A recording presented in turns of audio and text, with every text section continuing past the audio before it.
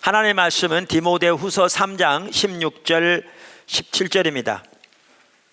모든 성경은 하나님의 감동으로 된 것으로 교훈과 책망과 바르게 함과 의로 교육하기에 유익하니 이는 하나님의 사람으로 온전하게 하며 모든 선한 일을 행할 능력을 갖추게 하려 함이라.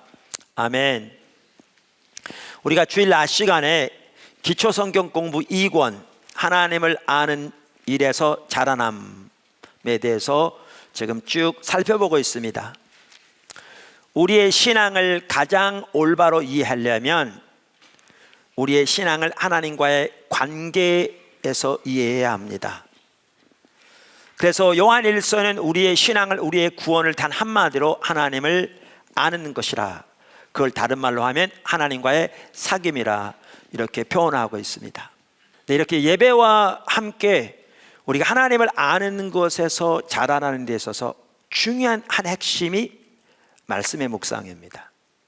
말씀의 묵상. 그래서 그것을 앞으로 몇 주간에 걸쳐서 또 요점을 요약해서 살펴보고자 합니다. 첫째, 하나님의 말씀은 성도의 양식입니다. 하나님의 말씀은 성도의 양식입니다. 아멘. 제가 오늘 설교를 한 다음에 여러분 마음속에 그렇구나, 하나님의 말씀이 우리가 하나님을 아는 데 있어서 자라나는 양식이구나. 그래서 나는 하나님의 말씀을 더 알기 원하는, 그 말씀으로 무장되기 원하는, 또 말씀을 통해 하나님의 뜻을 발견하기 원하는 그 열망이 더 부어진다면 오늘 설교는 목적을 다한 겁니다. 근데 설교가 마쳤는데도 그 열망이 생기지 않았다면 여러분에게는 제 설교는 실패한 거고요, 그런 마음이 여러분에게 없다면 여러분의 신앙은 하나님 앞에서 다시 점검해 봐야 되지 않을까 이렇게 싶습니다. 오늘 읽은 본문 말씀이 아주 중요한 말씀입니다. 다시 한번 보시죠. 디모데후서 3장 16절 17절. 자, 모든 성경은 누구의 감동으로 되어졌다? 하나님의 감동으로 된 것으로 네 가지에 유익하다 이렇게 나와 있습니다. 그러니까 모든 성경은 하나님의 감동으로 된 것으로 네 가지에 유익하다. 그 네 가지가 뭡니까? 교훈, 책망, 바르게 함, 의로 교육하기에 유익하다. 우선 교훈은요, 하나님의 참된 진리를 사람들에게 가르치는 것을 말합니다. 책망은 잘못된 혹은 거짓 교리로부터 믿음을 방어하는 것을 말합니다. 그러니까 요한일서에 보면 2장 14절에 이렇게 말했거든요. 아이들아, 내가 너희에게 쓴 것은 너희가 아버지를 알았으며, 여기도 보면 우리의 구원을 하나님을 안 것이라 이렇게 표현하고 있죠. 알았으며, 아비들아, 내가 너희에게 쓴 것은 너희가 태초부터 계신 이를 알았으며, 청년들아, 내가 너희에게 쓴 것은 너희가 강하고 하나님의 말씀이 너희 안에 거하시며 너희가 흉악한 자를 이기었습니다. 그러니까 여기에 말하는 흉악한 자는 가장 먼저 그 당시 영지주의 이단을 가지고 교회를 어지럽히던 그 이단의 세력을 말하거든요. 그런데 그들이 그것을 어떻게 이겼는가? 하나님의 말씀이 그들 속에 거함으로 그 어둠의 괴계를 이긴 것을 말하고 있죠. 그래서 하나님의 말씀이 성령의 하나님의 감동으로 된 것인데 우리에게 유익한 한 가지가 뭐냐면 책망을 위해 유익하다. 책망은 잘못된 혹은 거짓 교리로부터 믿음을 방어하는 것을 말합니다. 그 다음에 뭘 위해 유익하다고요? 바르게 함을 위해서 유익하다. 바르게 함은 잘못하고 있는 사람들을 올바른 길로 바로잡는 것을 말합니다. 이따도 좀 더 자세히 살펴보겠지만 하나님의 말씀에 기록된 하나님의 길이 성령의 조명으로 선명히 비춰지고 그 앞에 비춰진 자신의 모습이 보여질 때 여기에 진정한 회개도 일어날 수 있고요, 돌이켜지는 역사가 있거든요. 여기 핵심이 하나님의 말씀입니다. 그 다음에 의로 교육하기에 유익한데, 의로 교육하는 것은 사람들에게 올바른 삶을 살도록 무장시키는 것을 말합니다. 아멘. 자, 이처럼 모든 성경은 하나님의 감동으로 된 것으로 이와 같은 네 가지를 위해서 유익하다. 그러면서 이 성경이 하는 일을 그 아래 두 가지로 나눴습니다. 17절에 뭐라고 나눴습니까? 첫째는 이는 하나님의 사람으로 온전하게 한다. 그러니까 하나님의 사람은 누구를 가리킵니까? 우리를 가리킵니다. 하나님 백성. 그러니까 모든 성경은 하나님의 감동으로 된 것으로 이러한 네 가지로서 유익한데, 그 결과로 이제 어떤 일이 나타나는가? 하나님의 사람으로 하여금 온전하게 한다. 그 다음에 뭐라고요? 모든 선한 일을 행할 능력을 하나님의 사람으로 갖추게 한다. 여러분, 지금 제가 상세하게 설명하는 이유가 있습니다. 이거를 다음 구절과 연결시키려고 하고 있거든요. 그래서 하나님의 말씀이 하는 일이 뭐냐 하면 하나님의 사람으로 온전하게 만들며 하나님의 사람을 모든 선한 일을 행할 능력을 갖추게 한다, 그 말입니다. 아멘. 자, 우선 여기 하나님의 사람으로 하여금 온전하게 한다 그랬는데, 온전한다는 말은 흠이 없이 완전하게 되는 것을 말하는 게 아닙니다. 성경에서 온전하게 된다는 말은 영적으로 성숙한 것을 말합니다. 또 영적으로 무장된 것을 말합니다. 그러니까 하나님의 말씀이 우리를 영적으로 성숙하게 만듭니다. 무장되게 만듭니다. 그래서 모든 선한 일을 행할 능력을 우리에게 갖추게 합니다. 할렐루야. 아멘. 자, 그래서 하나님의 말씀은 성도들의 양식입니다. 양식. 그러면 말씀이 우리의 양식이라는, 하나님 백성의 양식이라는 구절이 어디 있는가? 그걸 잘 볼 수 있는 구절이 베드로전서 2장 2절입니다.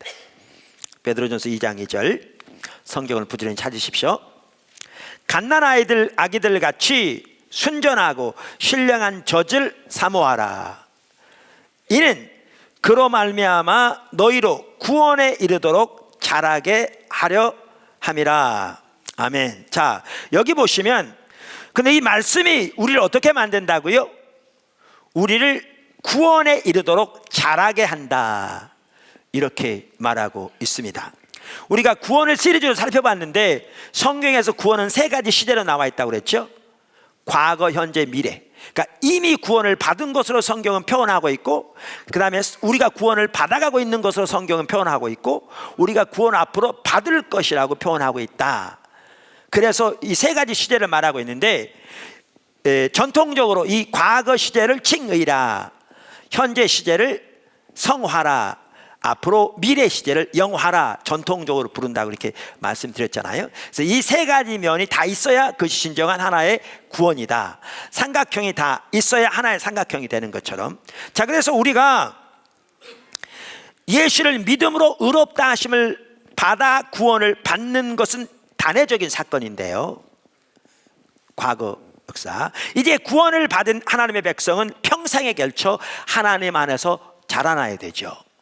다시 말하면 하나님을 아는 일에서 자라나야 합니다. 다시 말하면 하나님과의 친밀한 교제 가운데서 자라나야 합니다. 그리고 이제 예수님이 오실 때 우리는 영화로운 부활의 몸을 입게 되고 우리의 구원이 완성되어지는 그러한 일을 경험하게 될 것입니다. 이것을 구원의 완성 영화라고 부르죠. 자, 그러면 여기에 뭐라고 말하냐면 이 구절에 구원에 이르도록 자라게 하는 거라고 그랬는데, 이렇게 영화롭게 되어 주님 앞에 서는 그 구원의 완성에 이르도록 오늘날 자라나게 하는 것이 뭐냐? 말씀이라 그 말이죠. 말씀이라 그 말입니다. 제가 오늘 일부 예배 설교하다 보니까 이 생각이 들더라고요. 여러분은 잘 자라나고 계십니까?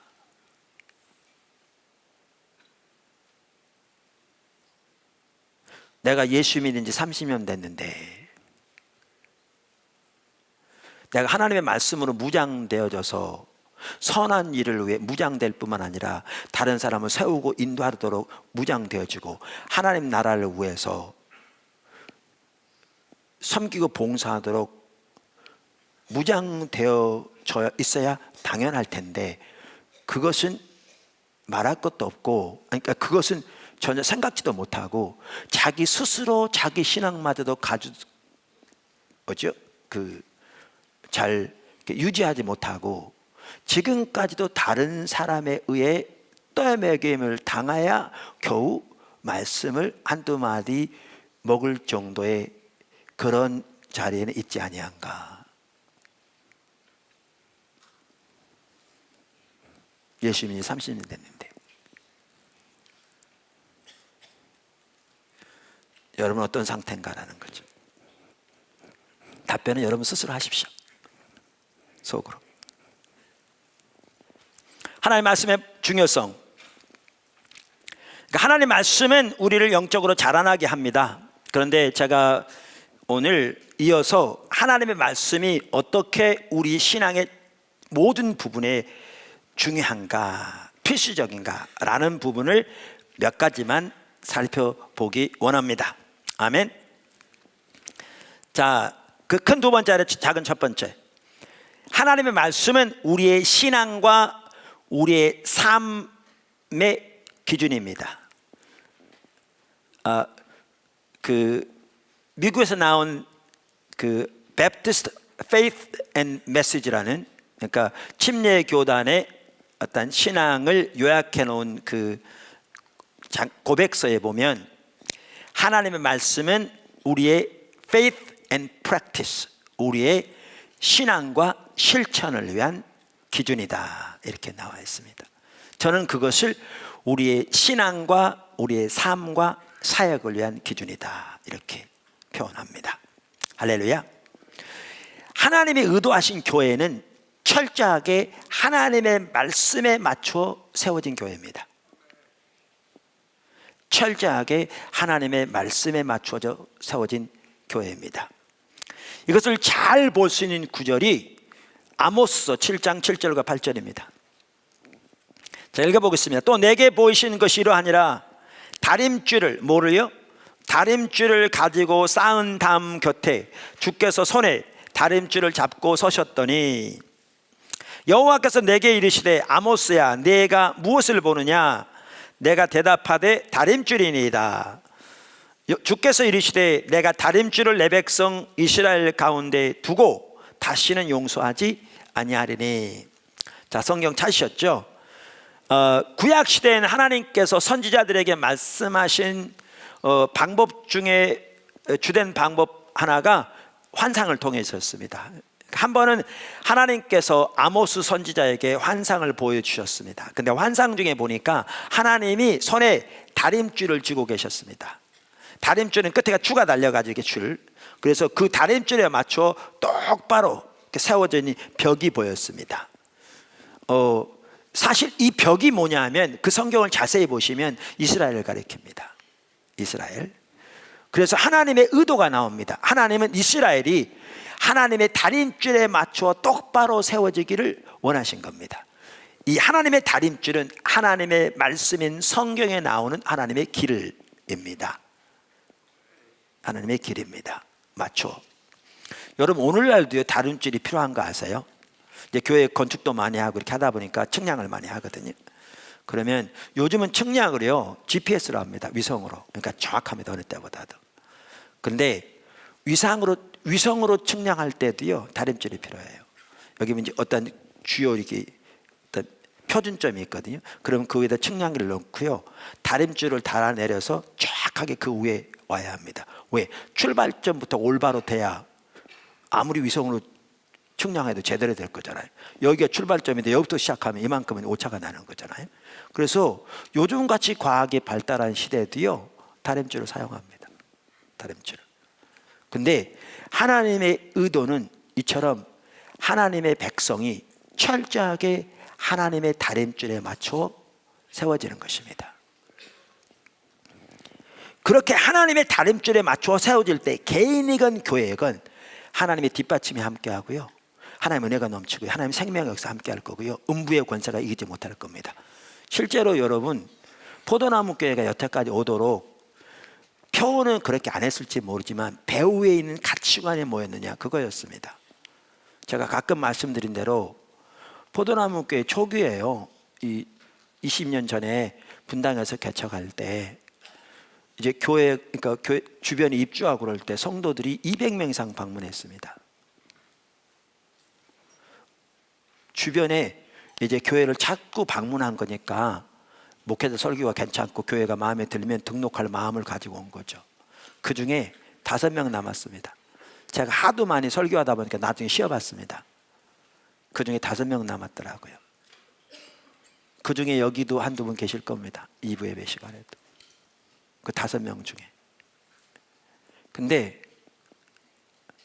왜 그랬느냐, 메시지가 강하고 예배 형태가 그들이 이해하는 거 다르고 예배 시간이 길다고 싫어하는 거죠.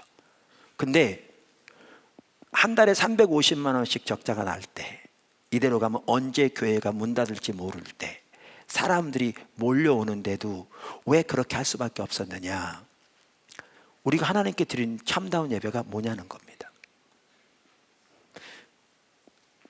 그냥 순서만 때우고 돌아가는 건가? 그래서 하나님께서 하나님의 말씀을 통해서 알게 하신 것만큼 하나님 앞에 드려지는 진정한 예배를 추구하기 위해서 하다 보니까 그런 겁니다. 그 바탕에 뭐가 있는데요?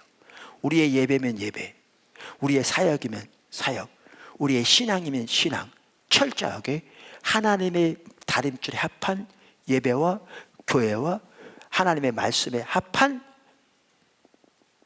우리의 신앙이 되자, 이게 있습니다.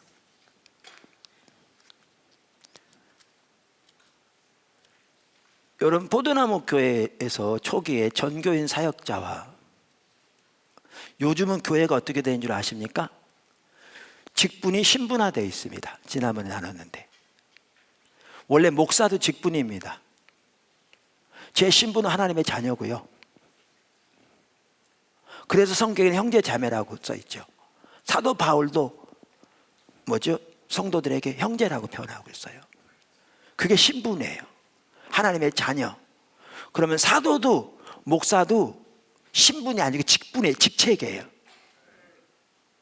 그러니까 목사라는 건 제가 목사의 직을 감당하고 있는 거죠. 엄격하게 따지면 제가 이 목사의 직을 내려놓으면 더 이상 목사가 아니에요. 저는 한 사람의 그리스도인이고 하나님의 자녀인 거죠. 근데 미국에서는 그런 게 너무나 당연하게 제가 공부하고 이렇게 보면 여겨지는 것 같더라고요. 근데 우리는 직분이 신분화되어 있어요. 그리고 계급화되어 있어요. 목사, 장로, 안수입사, 권사 이렇게. 그래서 심지어 기독교 계통의 방송에서마저 이렇게 성도들 이렇게 어떤 상담할 때 보면 직분을 묻다 보면 장로님이세요? 아니에요. 권사님이세요? 아니에요. 안수입사님이세요? 아니에요. 집사님이세요? 아니에요. 권찰님이세요? 아니에요. 그러면 아, 성도님이시구나 그래요. 성도가 직분이 아니고 신분인데, 장로도 성도고 안수입사도 성도인데, 이렇게 돼 있는 거죠. 거기다가 우리나라는 100명의 성도면 80명 이상의 집사 이상이에요. 전교인 재직화를 추구하는 것처럼. 그런데 그 중에는 사고가 하나님 중심적이지 않은 사람이 너무너무 많아요. 그들이 리더십을 차지하고 있는 한 그 교회가 어떻게 하나님을 따라가겠습니까? 불가능해요.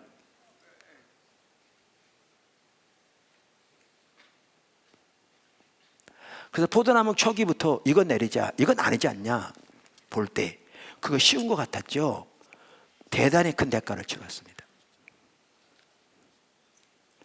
근데 왜 그렇게 했느냐? 목사가 목회 좀 편하게 해보려고? 아니요.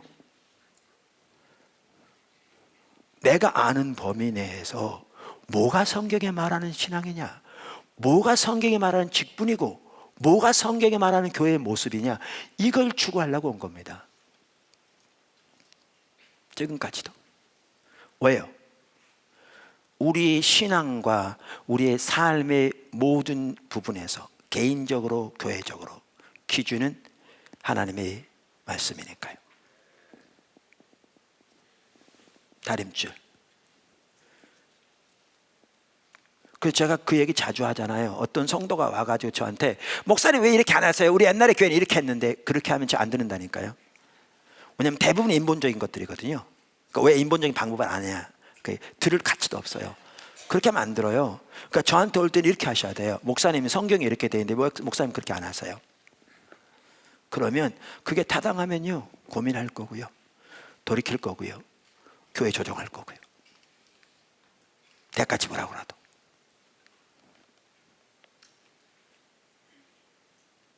옛날 다니는 교회 습관대로 왜 거기는 이렇게 했는데 우리 안 합니까? 그건 아무런 의미가 없어요. 왜? 우리의 기준은 하나님의 말씀이니까요. 할렐루야. 그래서 성경 66권을 정경이라고 그러는데, 정경이란 말은 캐논이라는 뜻입니다. 캐논이란 말은 잘하는 말입니다. 기준이라는 말이죠.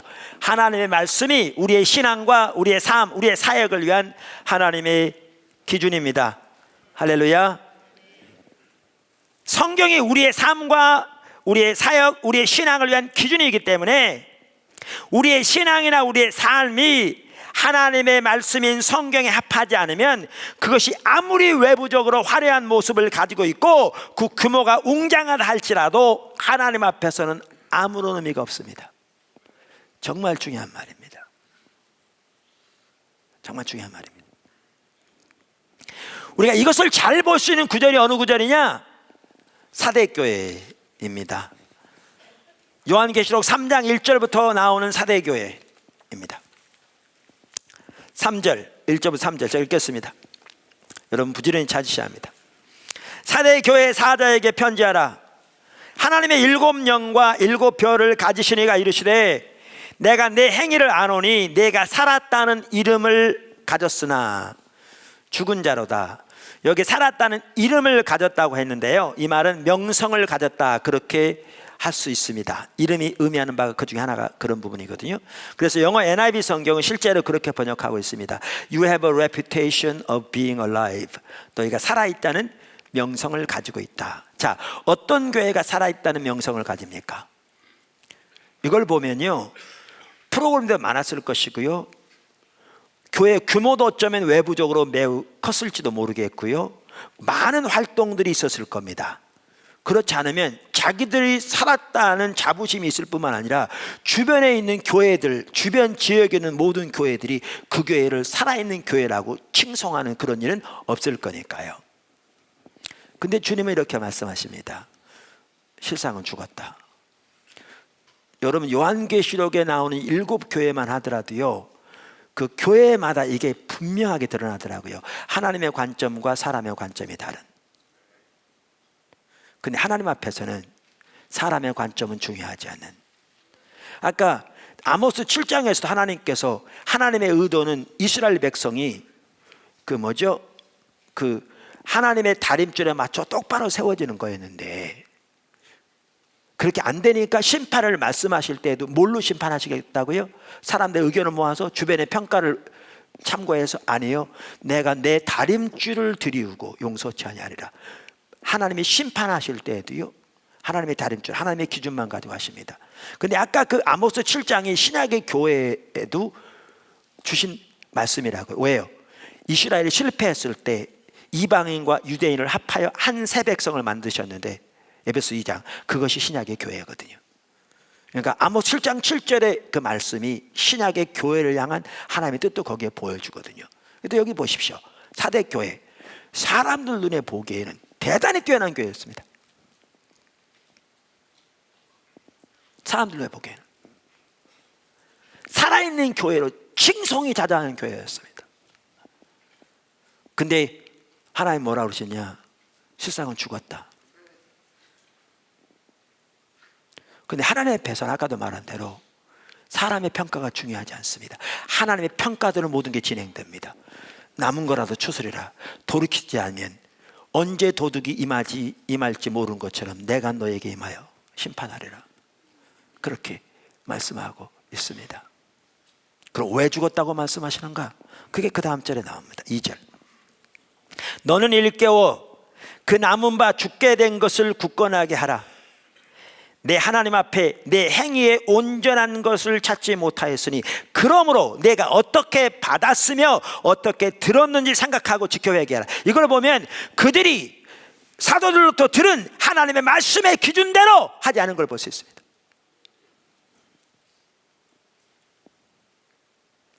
외부적으로 매우 뛰어난 규모와 매우 많은 활발한 활동들이 있었을지 모르지만 사도들로부터 들은 하나님의 말씀에 따라 행치 않으니까 하나님은 죽었다고 말씀하시면서 남은 거라도 추스리라고, 회개하라고, 돌이키지 않으면 하나님이 도둑같이 임할 텐데 어느 때에 임하는지 알지 못한다고 말씀하십니다. 사실 이 한 가지만 우리가 올바로 인식해도, 이러면 목회자가 올바로 인식해도 목회에 대한 인식이 달라질 거라고 생각하고요, 이 한 가지만이라도 우리 각 성도가 인식한다면 우리의 사역이나 우리의 삶이나 이것에 대한 인식들이 달라질 거라고 생각합니다. 근데 저는 이 구절과 그래서 고린도서 3장의 구절이 연결된다고 믿는 사람입니다. 그러니까 고린도서 3장에 보면 사도 바울이 교회의 기초에 대해서 말하면서 우리가 하나님 앞에 설 때 심판받을 것에 대해서 말하고 있는 구절이거든요. 거기 한번 보실래요? 3장 10절. 내게 주신 하나님의 은혜를 따라 내가 지혜로운 건축자와 같이 터를 닦아두매 다른 이가 그 위에 세우나 그러나 각각 어떻게 그 위에 세울까를 조심할지니라. 이 닦아둔 것 외에 능히 다른 터를 닦아둘 자가 없으니 이 터는 예수 그리스도라. 그러니까 예수 그리스도 터 위에 세워진 게 교회죠. 그러니까 예수님만이 우리의 의가 되시고 우리의 거룩함 되신 삶, 그리고 예수님만이 우리가 알기를 추구하는 유일한 목표인 삶, 그게 복음입니다. 그게 1장과 2장에 나옵니다. 그리고 그 기초가 교회의 기초입니다. 그게 구원받은 성도의 삶입니다. 구원받은 믿음 속에 그게 포함됩니다. 그 구원받은 무리가 연합되어진 게 교회입니다. 그래서 교회의 터는 예수 그리스도 그분뿐입니다. 그 말 속에는 지금 제가 설명한 내용이 포함되어 있습니다. 그러면서 이게 교회의 기초고 각자가 그 후에 세울 거를 조심할 거라고 말하면서 그날에 하나님이 심판하시되 불로 심판하실 거라 그렇게 말합니다. 그러면서 이렇게 말합니다. 만일 누구든지 금이나 은이나 보석이나 나무나 풀이나 짚으로 이 터 위에 세우면 각 사람의 공적이 나타날 터인데 그날이 공적을 밝히리니 이는 불로 나타나고 그 불이 각 사람의 공적이 어떠한 것을 시험할 것이라. 만일 누구든지 그 위에 세운 공적이 그대로 있으면 상을 받고 누구든지 그 공적이 불타면 해를 받으리니 그러나 자신은 구원을 받되 불 가운데 받은 것 같으리라. 그러니까 여기에 보면 여기 말하는 금은 뭐고 보석은 뭐고 은은 뭐고 짚은 뭐냐 이렇게 해석한다면 성경을 너무나 자의적으로 해석한 겁니다. 여기에 초점은 그게 아닙니다. 여기 핵심적인 초점이 뭐냐 하면 내구적인 것과 내구적이지 않은 게 있다 그 말이죠. 그래서 그날의 불로 심판할 때 내구적인 것은 그대로 남아있어서 상급이 주어질 것이지만 내구적이지 못한 것은 그날에 다 불타버려서 구원받는 믿음으로 인하여 구원을 받을지 모르지만 벌거벗은 채로 불 가운데서 건진받는 것처럼 부끄러운 구원을 받게 될 거라 이렇게 말하죠. 성경에 말하는 부끄러운 구원은 결단코 흠모할 만한 것이 못 됩니다. 자, 그런데 보십시오. 이 구절에는 뭐가 내구적인 거고 뭐가 내구적이지 않는 것에 대한 구절은 없습니다. 이 구절은 없습니다. 그러나 아까 저는 성경 전체를 보아도 알 수 있고 사대 교회에 주신 하나님의 말씀과도 충분히 연결된다고 생각합니다. 우리의 모든 신앙은 하나님의 다림줄에 합한 신앙으로서 하나님의 다림줄에 합한 것은 남아있겠지만 다림줄에 합하지 않은 것은 다 불타 없어질 겁니다. 그날에 우리의 나름대로 섬김, 헌신, 봉사도 그날에 불로 심판받을 겁니다.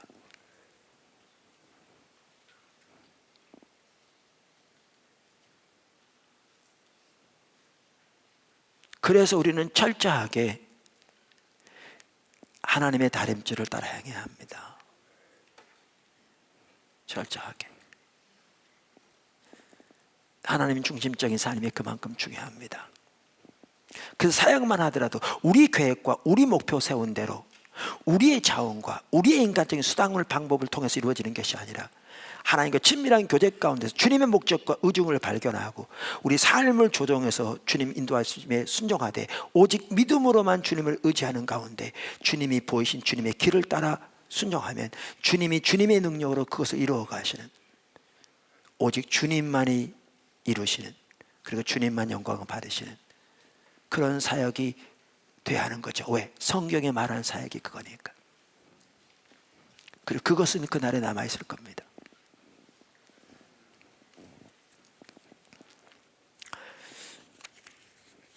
이처럼 하나님의 말씀은 우리 신앙과 삶의 기준입니다. 아멘. 작은 두 번째, 하나님의 말씀은 성령 충만의 도구입니다. 우리 신앙생활에서 가장 중요한 요소 중 하나는 성령 충만입니다. 성경은 우리에게 지속적으로 성령에 충만하라고 명령하고 있습니다. 강력하게. 그것이 에베소 5장 18절에 나옵니다. 잘 아는 구절입니다. 찾으십시오.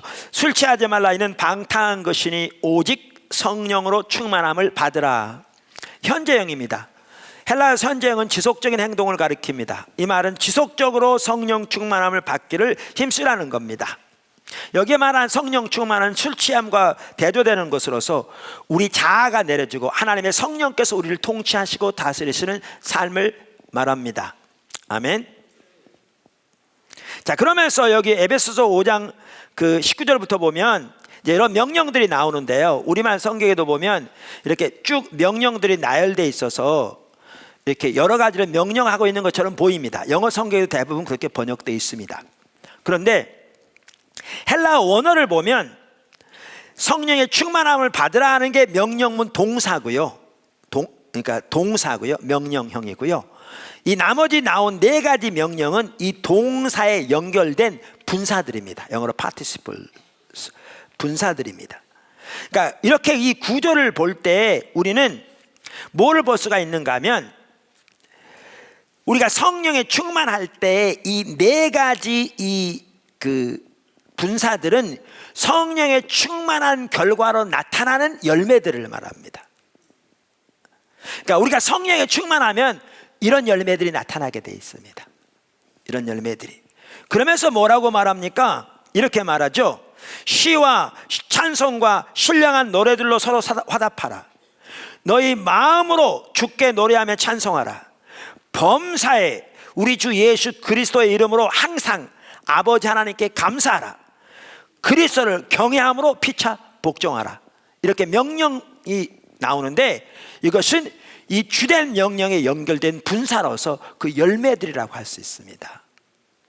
그러니까 우리가 성령에 충만할 때 자기 중심적인 자아가 내려지고 하나님의 성령께서 우리를 다스리실 때 이런 열매가 비로소 가능합니다. 그러면서 거기 보면 그리스도를 경외함으로 피차 복종하라 그랬는데요. 그러면서 관계들이 나오죠. 부부 사이부터 부모와 자식 이제 쭉 나옵니다. 여러분, 성령에 충만해야 부부 사이도 원만합니다. 제가 일부 예배 때도 그 얘기 했는데 제 아내가 성령이 충만하면 제가 행복합니다. 제 아내가 성령이 충만하지 않으면 제가 행복하지 않습니다. 제가 성령이 충만하면 제 아내가 행복하고요. 제가 성령이 충만하지 않으면 제 아내가 행복하지 않죠. 뭔 말이냐고요? 제 아내 참 좋은 사람입니다. 저는 하나님이 저에게 주신 가장 큰 축복 중에 하나 제 아내 주신 거라고 지금까지 확신하는 사람입니다. 좋은 사람입니다. 근데 아무리 좋은 사람에도 인간은 인간입니다.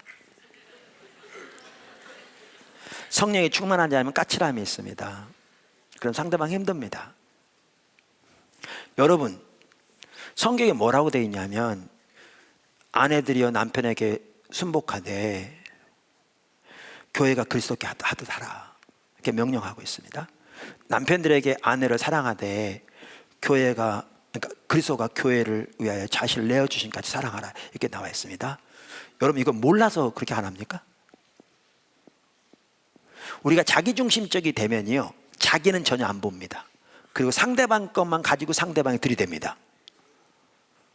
너 순복하라고 그랬잖아. 그러면 그럽니다. 너 사랑하라고 그랬잖아.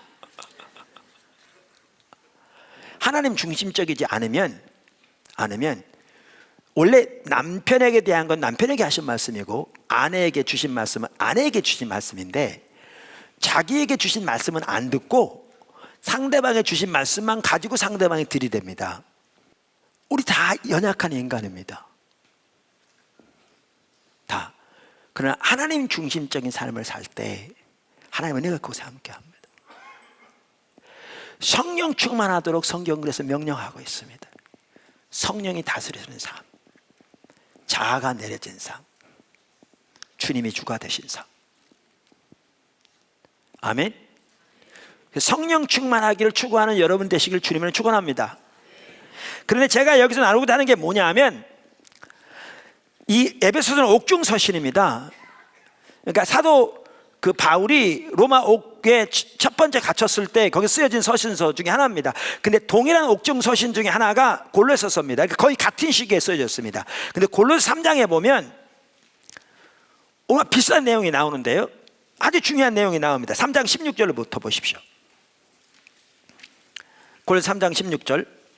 그리스도의 말씀이 너희 속에 풍성히 거하여 모든 지혜로 피차 가르치며 권면하고 시와 찬송과 신령한 노래를 부르며 감사하는 마음으로 하나님을 찬양하고, 또 무엇을 하든지 말에나 일에나 다 주 예수의 이름으로 하고 그를 힘입어 하나님 아버지께 감사하라. 아내들아 남편에게 복종하라. 이는 주 안에서 마땅하니라. 남편들아 아내를 사랑하며 괴롭게 하지 말라. 여기 보시면요, 아까 일부가 추가로 들어가 있고 표어는 다를지 모르지만 에베소서 5장에 나오는 열매와 같습니까? 틀립니까?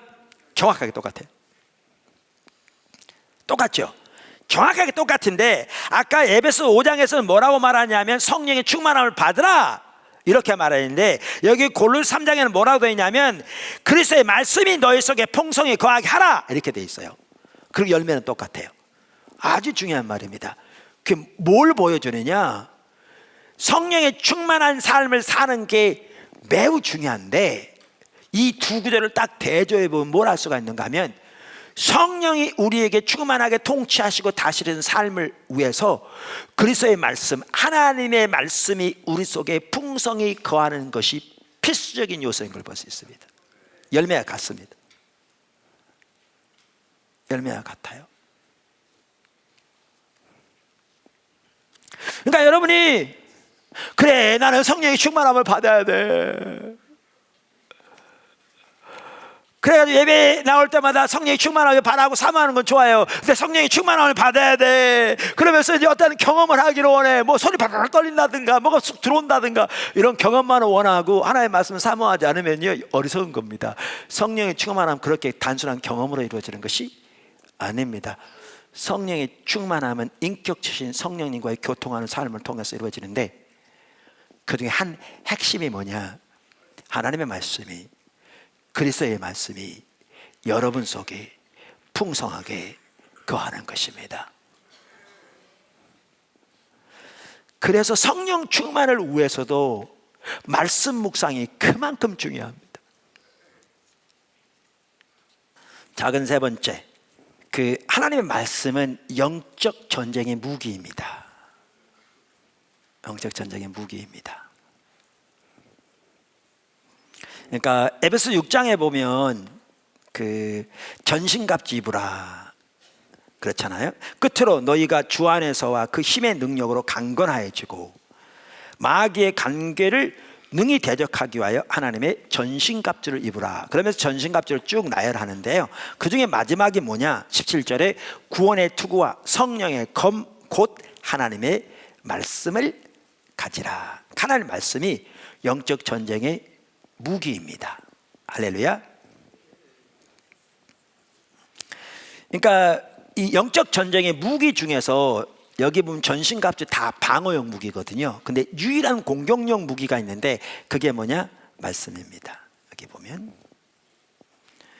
그러니까 예수님께서도 사탄이 예수님을 시험할 때 예수님께서 사탄을 대적하며 물리쳤던 게 뭘로 물리치셨어요?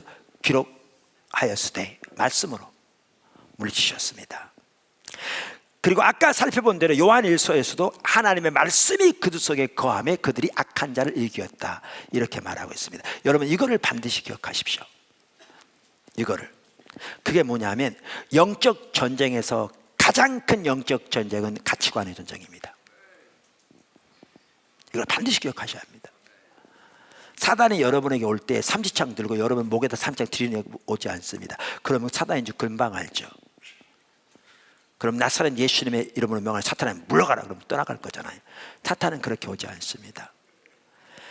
영적 전쟁에서 가장 큰 영적 전쟁은 가치관의 전쟁입니다. 사단의 견고한 진이 여기 들어 있습니다. 이 머릿속에. 그래서 사도 바울이 고린도서 10장 4절부터 이렇게 말합니다. 고린도서 10장 4절 5절. 우리의 싸우는 무기는 육신에 속한 것이 아니요 오직 어떠한 견고한 진도 무너뜨리는 하나님의 능력이라. 여기 견고한 진이 나옵니다. 그럼 견고한 진이 뭐냐? 바로 그 다음에 나오죠. 모든 이론을 무너뜨리며 하나님을 아는 것을 대적하여 높아진 것을 다 무너뜨리고 모든 생각을 사로잡아 그리스도에게 복종하게 하니. 여기에 보면 사단의 견고한 진이 뭐냐? 모든 이론, 모든 생각이라고 나와 있는 것처럼 하나님을 아는 것을 대적하여 높아진 생각이라고 말하는 걸 보아주시듯이 사고체계입니다. 사고체계. 그래서 가장 큰 영적 전쟁은 가치관의 전쟁입니다. 가치관의 전쟁입니다. 그러니까 초대교회만 하더라도, 고린도 교회만 하더라도 사도 바울이 지나간 다음에 이단적인 가르침을 가르치는 자들의 영향을 받아서 그들은 어떤 영향이었느냐? 사람을 외적으로 표현하는 거였거든요. 그러니까 영적인 은사나 능력들을 자랑하는 거예요. 왜? 자기들이 위대한 선지자라는 걸 드러내기 위해서. 사도 바울은 어떻게 해왔는데요? 내가 자랑할 게 있다면 나의 약함을 자랑하리라. 왜? 그리스도가 드러나기 위해서. 그래서 내가 약할 그때 곧 그리스도가 강함이라. 자기는 사도인데 담에게서 도망할 때 창문으로 광줄이 내려가 도망했다. 그걸 쓰고 있거든요. 근데 그 당시 소위 거짓 선지라고 되는 것도 이건 감히 안 하는 거예요. 이런 쫄따구 같은 신앙사가서 우리는 하늘에서 천사가 내려서 발판을 마련해가지고 피하게 하는 이런 걸 자랑했던 사람들이거든요. 그러니까 그 영향에 딱 영향을 받으니까 자기 눈에 보기에 사도 바울은 능력의 사도가 아닌 거죠. 사도가 아닌 거죠. 글로 쓸 때는 강한데 말은 조란. 그래서 사도 바울이 고린도에 왔을 때 대적하고 쫓아낸 겁니다. 사고체계가 잘못되니까요. 그래서 사도 바울이 이 구절을 쓰고 있는 겁니다. 가장 큰 영적 전쟁은 어디에 있느냐? 여기에 있습니다. 가치관에 있습니다. 하나님의 말씀이 영적 전쟁의 무기입니다. 무기인데 이렇게 올바른 가치와 태도와 자세 위에서 말씀을 무장되질 때 하나님의 성령께서 말씀을 통해서 하나님의 길을 우리에게 보이신 것을 올바로 깨달을 수 있고 그것이 우리를 보호하고 지키고 하나님의 길로 올바로 인도합니다. 네 번째, 하나님 말씀은 영혼의 거울이고요. 다섯 번째, 하나님 말씀은 우리로 하여금 유업을 얻게 하는 수단입니다. 하나님의 말씀 가운데 설 때 하나님의 유업이 주어집니다.